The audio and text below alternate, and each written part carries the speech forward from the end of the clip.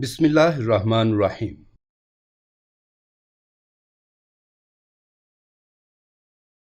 میں دلہن بنی کافی دیر سے زاہد کا انتظار کر رہی تھی۔ مجھے اس کمرے میں بیٹھے ہوئے تقریباً 1 گھنٹہ ہونے کو آیا تھا، لیکن دولہے کا کوئی اتا پتہ نہ تھا۔ اب تو میں بیزار ہونے لگی تھی، کمر اکڑ چکی تھی اور بھاری لہنگا مجھے چبھ رہا تھا۔ میں نے کبھی اس طرح کے بھاری بھرکم لباس پہنے نہیں تھے، مگر عروسی لباس تو باہری ہی ہوتا ہے، اس لیے مجھے مجبوراً پہننا پڑا۔ ابھی میں انہی سوچوں میں گم تھی کہ دروازے پہ آہٹ سنائی دی۔ میں نے جلدی سے گھونگھٹ نکال لیا۔ میرا دل اب سب کچھ بھول بھال کر زوروں سے دھڑکنے لگا تھا۔ لبوں پر مسکان آ چکی تھی۔ منہ دکھائی کے بنا تو میں گھونگھٹ ہٹانے والی نہیں تھی، لیکن جیسے ہی زاہد نے میرا گھونگھٹ ہٹایا تو میں حیران رہ گئی۔ ان کے ہاتھ میں ایک پیالہ تھا جس میں ہلدی سے بنا عجیب سا ایک لیپ تھا۔ سحر، یہ لو، آج سے تم روز یہ لیپ میری ماں کو لگایا کرو گی۔ ان کی بات پہ میں اور بھی حیرت میں پڑ گئی۔ بھلا پہلی رات کو اپنی دلہن کو منہ دکھائی کے بجائے وہ مجھے ایک لیپ تھما رہے تھے۔ اس طرح سے کون کرتا ہے اپنی دلہن کے ساتھ؟ میں خاموشی سے کبھی اس پیالے کو دیکھتی اور کبھی زاہد کو۔ مجھے حیرت میں دیکھ کر وہ بولا، سحر، میری ماں کئی سال سے سوئی ہوئی ہیں اور اس لیپ سے وہ جلدی ٹھیک ہو جائیں گی۔ کیا؟ اب تو میری حیرت کی انتہا نہ رہی تھی، کیونکہ میری ساس ہی تو مجھے بیاہ کر لائی تھی۔ زاہد، یہ آپ کیا کہہ رہے ہیں؟ آپ کی والدہ ہی تو مجھے بیاہ کر لائی ہیں۔ میری بات سن کر زاہد کے ماتھے پہ بل پڑ گئے۔ تم سے جو کہا گیا ہے وہ کرو، مجھے سوالات بالکل پسند نہیں ہیں۔ اب تو میں اور بھی پریشان ہو چکی تھی۔ مجبوراً وہ پیالہ اٹھایا اور اس کمرے کی طرف بڑھنے لگی جو مجھے زاہد نے دکھایا تھا، لیکن وہاں جو کچھ دیکھا وہ تو میرے ہوش اڑانے کو کافی تھا۔ میں ایک بہت ہی سادگی پسند سوم و سلاد کی پابند لڑکی تھی اور میرے گھر کا ماحول بھی ویسا ہی تھا۔ ہم 4 بہنیں تھیں، میں دوسرے نمبر کی تھی۔ امی ابا نے ہمیں بہت لاڈ سے پالا تھا۔ ابھی میری تعلیم مکمل ہوئی ہی تھی کہ زلیخا خالہ ہمارے یہاں آ گئیں اپنے اکلوتے بیٹے زاہد کا رشتہ لے کر۔ اصل میں وہ رشتہ تو میری بڑی بہن مہر بانو کے لیے لائی تھی، مگر اچانک نہ جانے کیا ہوا، انہوں نے میرا رشتہ مانگ لیا۔ یہ سن کر امی ابا بھی خاموش ہو گئے تھے۔ میں جو خوشی خوشی ان سب کی آؤ بھگت میں مصروف تھی، یہ سن کر مجھے بہت بڑا دھچکا لگا۔ میں جلدی سے اپنے کمرے میں آ گئی تھی۔ یہ کیسے لوگ تھے جو دیکھنے تو بڑی بیٹی کو آئے تھے اور پسند چھوٹی کو کر لیا؟ سوچ سوچ کے میرے سر میں درد پڑ چکا تھا، لیکن حیرت تو مجھے تب ہوئی جب مہر نے بتایا کہ ابا نے ان سے سوچنے کا وقت مانگا ہے۔ یہ آپ کیا کہہ رہی ہیں؟ آپ ہی بھلا سوچنا کیسا؟ ابا کو صاف انکار کر دینا چاہیے تھا۔ لیکن مہر آپ ہی کا کہنا تھا کہ اتنا اچھا رشتہ وہ ہاتھ سے جانے نہیں دے سکتے پگلی۔ میرا رشتہ نہ ہوا تو وہ تیرے لیے انکار تھوڑی کریں گے۔ آپ ہی کو بھی کوئی اعتراض نہ تھا، بلکہ وہ میرے لیے بہت خوش تھیں۔ میرے لاکھ منع کرنے کے باوجود میرا رشتہ زاہد کے ساتھ کر دیا گیا، اور اس رشتے پہ نہ جانے کس طرح میں راضی ہوئی تھی یہ میرا دل ہی جانتا ہے۔ منگنی کے 2 ماہ بعد ہی شادی کی تاریخ رکھی گئی تھی اور آج میں بیاہ کر اس گھر میں آ چکی تھی، لیکن پہلی ہی رات مجھے جو کچھ سننا اور دیکھنا پڑا وہ انتہائی خوفناک تھا۔ جب میں خالہ کے کمرے کی طرف بڑھی تو میں نے ایک آدمی کو ان کے کمرے سے نکلتے دیکھا۔ اس کا حلیہ بہت ہی عجیب سا تھا۔ میں دھڑکتے دل کے ساتھ کمرے میں داخل ہوئی۔ اس کمرے کا ماحول بہت ہی پراسرار سا تھا۔ اے سی کی ٹھنڈک اتنی زیادہ تھی کہ مجھے کپ کپی سی ہونے لگی۔ وہاں کوئی بیڈ نہیں تھا، بلکہ خالہ کو ایک لکڑی سے بنے تخت پہ سلایا گیا تھا۔ ایک عجیب سی بو سارے کمرے میں پھیلی ہوئی تھی، شاید دواؤں کی ہوگی۔ میں نے سوچا اور دوپٹے سے ناک کو ڈھک لیا۔ وہاں ایک برش رکھا تھا، میں نے جلدی سے وہ اٹھایا اور اسی کی مدد سے وہ لیپ ان کے جسم پر لگانے لگی۔ ہاتھ لگانے سے بہت خوف محسوس ہو رہا تھا، لیکن جیسے ہی میری نظر خالہ کے چہرے پر پڑی تو میری چیخ نکل گئی، یا اللہ! کیونکہ زلیخا خالہ تو ایسی نہیں دکھتی تھیں۔ ایسا لگتا تھا کہ خالہ کا چہرہ ہڈیوں کا ڈھانچہ بنا ہوا تھا، مگر کل تک تو وہ بالکل ٹھیک تھیں۔ آخر یہ ماجرا کیا تھا؟ اگر یہ میری ساس تھیں تو پھر وہ کون تھی جو میرا رشتہ لے کر آئی تھی؟ میرا سر شدید چکرا رہا تھا۔ میں جیسے ہی کمرے میں واپس آئی تو جیسے سب کچھ ہی نارمل تھا۔ اب وہی میرا شوہر مجھے محبت پاش نظروں سے دیکھ رہا تھا۔ ایسے لگ ہی نہیں رہا تھا کہ یہ وہی شخص تھا جو کچھ دیر پہلے ایک جلاد کی طرح مجھے حکم سنا رہا تھا۔ میں نے سارے سوال خاموشی سے اپنے اندر دفن کر دیے۔ دوسری صبح میرے گھر والے ناشتہ لے کر آئے تھے۔ میں جب تیار ہو کر نیچے ڈرائنگ روم میں پہنچی تو میرے تو پیروں تلے سے زمین نکل گئی، کیونکہ خالہ زلیخا امی ابا کے ساتھ بیٹھی تھیں اور وہ سب ہنس بول رہے تھے۔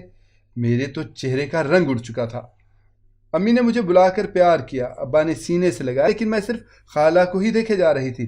میری تو کچھ سمجھ میں نہیں آ رہا تھا کہ یہ سب ہو کیا رہا تھا۔ کل رات جو عورت ایک زندہ لاش کی طرح میرے سامنے لیٹی ہوئی تھی، آج وہی عورت حسین لباس اور زیورات سے آراستہ ہو کر ہنس بول رہی تھی۔ کمرے سے نکلنے سے پہلے زاہد نے میرے کان میں سرگوشی کی تھی، خبردار جو کسی سے کچھ بھی کہنے کی کوشش کی، اور اسی لیے میری زبان کو تالا لگا ہوا تھا۔ مجھے اس گھر میں آئے ہوئے 2 ہفتے ہو چکے تھے اور ہر رات میرا شوہر وہی لیپ میرے ہاتھ میں دے کر مجھے خالہ کے کمرے میں بھیج دیتا، اور ہر رات ہی وہ عجیب حلیے والا شخص مجھے خالہ کے کمرے سے چوری چھپے نکلتا دکھائی دیتا، اور وہ بھی اسی وقت نکلتا تھا جب اسے علم ہوتا کہ میرے آنے کا وقت ہو چکا ہے۔ یہ بات میں نے زاہد کو آج تک نہ بتائی تھی۔ وہ میرا یقین نہیں کرتا، الٹا مجھے گھر سے نکال دیتا، جس بات کی وہ روز مجھے دھمکی دیا کرتا تھا، اور یہی خوف مجھے اب تک خاموش رکھے ہوئے تھا۔ خالہ کے کمرے میں کچھ دیر رکنا بھی محال تھا میرے لیے، کیونکہ ان کا کمرہ بہت ہی ٹھنڈا ہوتا تھا۔ مجھے سمجھ نہ آتی تھی کہ ایک بیمار خاتون کو ٹھنڈ میں کیوں رکھا ہوا ہے۔ میں اسی برش سے ان کو لیپ لگاتی اور آخر میں وہ برش کمرے میں رکھی الماری میں چھپا دیتی تاکہ زاہد کو علم نہ ہو کہ میں خالہ کو ہاتھ نہیں لگاتی۔ ہاتھ لگانے کا سوچ کر بھی مجھے کراہیت آنے لگتی۔ میں کافی ڈرپوک سی تھی بچپن سے ہی، اور میرا خوف تھا کہ میں کسی کو کچھ بتا بھی نہیں سکتی تھی۔ آج کل میری ساس خالہ زلیخا کہیں نظر نہیں آ رہی تھی۔ زاہد نے مجھے ایک رات کہا کہ اگر کوئی اماں جان کا پوچھے تو کہنا کہ وہ اپنی بہن کے گھر گئی ہیں لاہور۔ میں سر جھکا کر اس بات میں سر ہلانے لگی، اور کر بھی کیا سکتی تھی؟ یہ گھر اپنے اندر نہ جانے کتنے راز چھپائے بیٹھا تھا۔ جو آدمی مجھے آدھی رات کو دکھائی دیتا تھا، کمرے سے نکلتے ہوئے وہ اس کے بعد کہیں نظر نہ آتا تھا۔ میں پورے گھر کا چپا چپا چھان مار چکی تھی۔ میری ساس کے کمرے میں باہر سے تالا لگا ہوتا تھا دن بھر۔ مجھے بس اسی وقت جانے کی اجازت ہوتی تھی جب وہ مجھے لیپ دیا جاتا۔ زاہد کا بہت بڑا بزنس تھا، وہ کئی فیکٹریوں کا مالک تھا۔ اس کا پورا دن باہر ہی گزرتا تھا، اور اس کی غیر موجودگی میں نے بہت کوشش کی کہ اصل بات کی تہہ تک پہنچ جاؤں، مگر سب بے سود۔ پھر ایک دن میں نے ایک فیصلہ کر لیا۔ آج جب میں خالہ جان کے کمرے میں پہنچی تو چونک گئی، کیونکہ وہ الماری غائب تھی جس میں برش چھپا کر رکھا ہوا تھا۔ اوہ میرے خدایا، اب میں کیا کروں گی؟ مجھے سخت کوفت ہو رہی تھی، لیکن لیپ لگائے بنا تو میں باہر جانے کا سوچ بھی نہیں سکتی تھی، کیونکہ میرے جانے کے بعد زاہد آتا تھا اپنی ماں کے پاس، اور وہ سب کچھ غور سے دیکھا کرتا تھا۔ مجبوراً مجھے وہ لیپ اپنے ہاتھ سے لگانا پڑا۔ میرے ہاتھوں میں کپ کپی تاری تھی۔ یہ تو لیپ ٹھنڈا تھا، اوپر سے کمرہ ٹھنڈا ہوتا تھا۔ مجھے نہ جانے کیا سوجھی، میں نے خالہ کا ماتھا چھو لیا، اور چھوتے ہی جیسے مجھے کرنٹ لگا، کیونکہ ان کا ماتھا برف کی طرح ٹھنڈا تھا۔ یا اللہ، یہ سب کیا ہے؟ خالہ تو مر چکی تھی۔ میں نے اسی وقت زور سے چلانا شروع کر دیا، زاہد میری بات سنیں، خالہ تو مر چکی ہیں، ان کا جسم ٹھنڈا برف ہو گیا ہے۔ میرے ہاتھ پیر کانپ رہے تھے، میں ایک لاش کے ساتھ اکیلی تھی۔ خوف سے میرا دل بند ہونے کو تھا۔ میری آواز پہ زاہد بھاگتا ہوا ہے، یہ کیا بکواس کر رہی ہو تم سحر؟ میں سچ کہہ رہی ہوں، آپ خود آ کر دیکھیں، نہ تو ان کو سانس آ رہی ہے نہ دل دھڑک رہا ہے، میں نے روتے ہوئے کہا۔ اسی وقت زاہد کے پیچھے وہی عجیب حلیے والا آدمی اندر آیا۔ بے وقوف لڑکی، یہ کیا بکواس کر رہی ہے؟ وہ مجھے لال انگار آنکھوں سے گھورتا ہوا بولا۔ اسے دیکھ کر میں اور بھی خوفزدہ ہو گئی تھی۔ زاہد پریشان نظروں سے دیکھ رہا تھا اپنی ماں کو کہ اچانک اس آدمی نے زاہد کو کھینچا۔ زاہد میاں، اس لڑکی کی یہی سزا ہے کہ اب یہ اسی کمرے میں رہے گی۔ اس کے یہ کہتے ہی زاہد بھی غصے بھری نظروں سے مجھے دیکھتا ہوا بولا، میری ماں زندہ ہے اور انہیں کچھ نہیں ہوگا، اب تم یہاں رہ کر اپنی سزا بھگتو۔ یہی کہتا ہوا وہ باہر نکل گیا اور دروازے میں تالا لگانے کی آواز آئی۔ میں نے دروازہ پیٹ ڈالا۔ خدا کے لیے مجھے باہر نکالیں، آپ کو خدا کا واسطہ۔ لیکن اس نے میری ایک نہ سنی۔ میں کچھ نہیں کہوں گی، آپ کی امی جان زندہ ہیں، مجھ سے بھول ہو گئی، مجھے معاف کر دیں۔ میں چلا چلا کر اسے یقین دلا رہی تھی کہ میں کچھ نہیں کہوں گی، لیکن وہاں سے اب کوئی آواز نہ آ رہی تھی۔ تھک ہار کے میں کونے میں بیٹھی سسکتی رہی۔ دیوار پہ لگے آئینے پہ نظر پڑی تو خوفزدہ ہو گئی۔ ٹھنڈ سے میرے ہونٹ نیلے پڑ گئے تھے۔ تو کیا میں مرنے والی تھی؟ یہاں تو کوئی میرا پرسان حال نہ تھا۔ یا اللہ، میری مدد فرما۔ کمرے میں اٹیچ باتھ تھا، میں وہاں چلی گئی۔ وہ کچھ گرم تھا، ورنہ کمرے میں تو میں فریز ہو جاتی۔ اب میں نے کچھ غور کیا تو یاد آیا کہ زاہد اس آدمی سے واقف تھا جو ہر رات اس کمرے سے نکلتا تھا، بلکہ تو وہ اس کی ہر بات بھی مان رہا تھا۔ اس کا مطلب وہ دونوں ملے ہوئے تھے، لیکن آخر یہاں چل کیا رہا تھا؟ میں اسی شش و پنج میں مبتلا تھی کہ فجر کی اذان کی آوازیں آنے لگیں۔ میں نے پھر سے اپنے رب کو مدد کے لیے پکارا اور کچھ ہی دیر میں اچانک بڑے زور سے دروازہ کھلا۔ میں نے گھبرا کر دیکھا تو میں حیران رہ گئی، کیونکہ وہاں تو میرے شوہر کے ساتھ پولیس اندر آئی تھی۔ اب میں محفوظ تھی۔ میں یہ سب نہیں چاہتی تھی، مگر مجھے اپنی حفاظت کے لیے کچھ اقدامات کرنے تھے۔ اس لیے میں نے 2 دن پہلے ایک فیصلہ کیا تھا کہ میں اپنی بہن مہر بانو کو سب بتا دوں گی، اور زاہد کے آفس جاتے ہی میں نے مہر کو کال ملائی تھی۔ ہم دونوں میں بس 2 سال کا فرق تھا اور ہم بہت اچھے دوست بھی تھے۔ میں نے مہر کو پہلے دن سے لے کر ساری کہانی بتائی۔ میری بات پہ وہ سخت حیران و پریشان ہو گئی۔ اس کا کہنا تھا کہ مجھے اب وہاں 1 منٹ بھی نہیں رہنا چاہیے، مگر میں نے بڑی مشکل سے اسے سمجھایا کہ شادی کے بعد یہ سب تو برداشت کرنا پڑتا ہے، لیکن مہر مجھے بہت خوف آتا ہے خالہ جان کے کمرے میں جاتے ہوئے، وہاں کچھ غلط ہو رہا ہے۔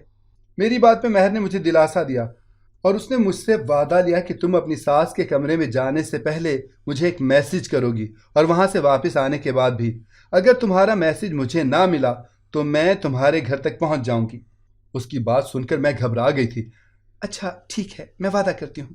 پھر ہم نے ایک کوڈ ورڈ رکھا ہوا تھا، وہ اپنا کوڈ میسج کرتی اور میں جواب میں اپنا اسے بھیجتی۔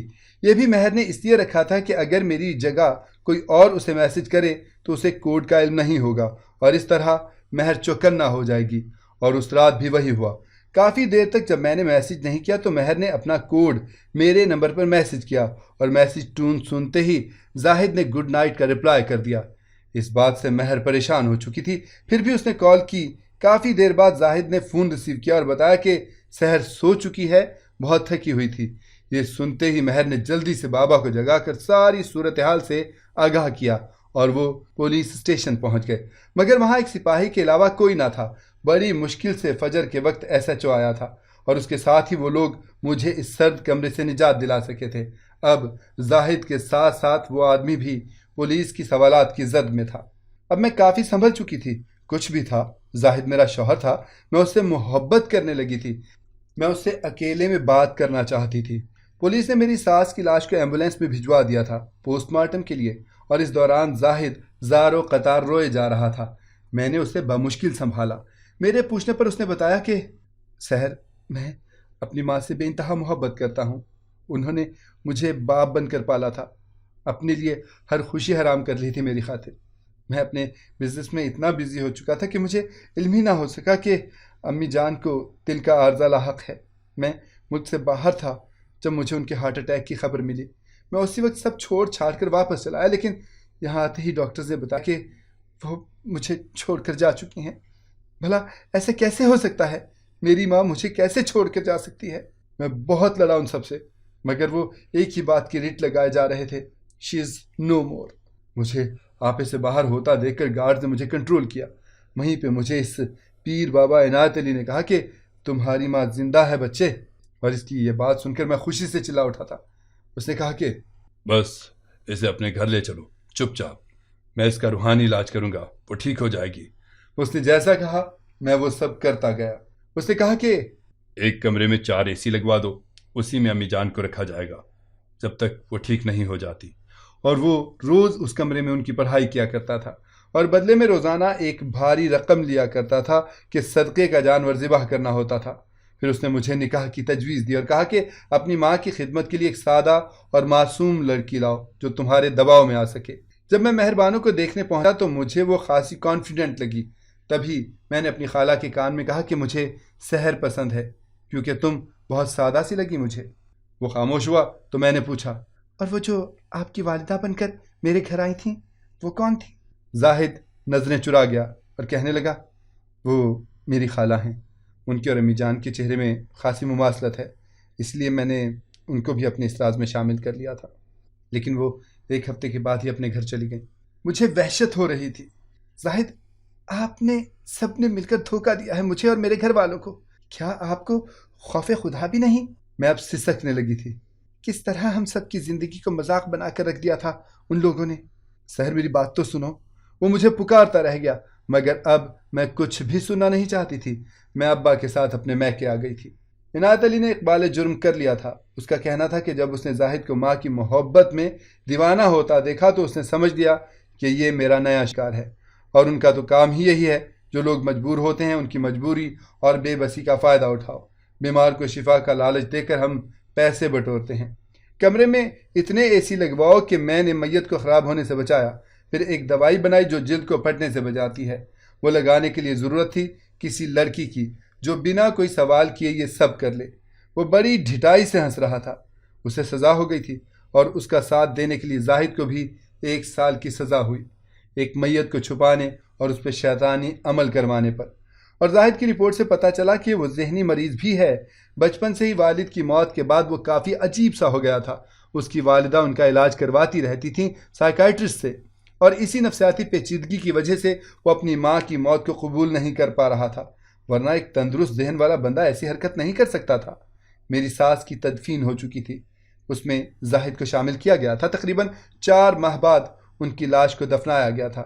آج بھی وہ سب یاد آتا ہے تو میں خوفزدہ ہو جاتی ہوں۔ ایک بھیانک خواب لگتا ہے سب۔ ابا نے خلا کی بات کی ہے، لیکن میں ابھی سوچ میں ڈوبی ہوئی ہوں۔ مجھے زاہد سے محبت ہو گئی تھی اور میں اسے ایک موقع دینا چاہتی تھی۔ ہاسپٹل میں بھی اس کا علاج میں کروا رہی تھی۔ ڈاکٹر نے مجھے تسلی دی تھی کہ وہ اب کافی بہتر ہے، اور اب وہ خوف اس کے دل سے نکل چکا ہے جس کی وجہ سے وہ ذہنی تناؤ کا شکار ہوا تھا۔ یہ امید ہی اب مجھے جینے کی راہ دکھا رہی ہے کہ وہ ایک دن بالکل ٹھیک ہو جائے گا، اور اب تو اس کی سزا میں بھی کمی ہو گئی تھی۔ اب ہم ایک خوشحال زندگی گزار سکتے تھے ایک دوسرے کے ساتھ۔ آپ کیا کہتے ہیں؟ میں نے ٹھیک فیصلہ کیا نا؟ اگر آپ کو ہماری کہانی پسند آئی ہے تو اسے لائک کریں، شیئر کریں اور ہمارے چینل کو سبسکرائب کریں۔ اگلی کہانی تک کے لیے اجازت دیجیے۔ اللہ حافظ۔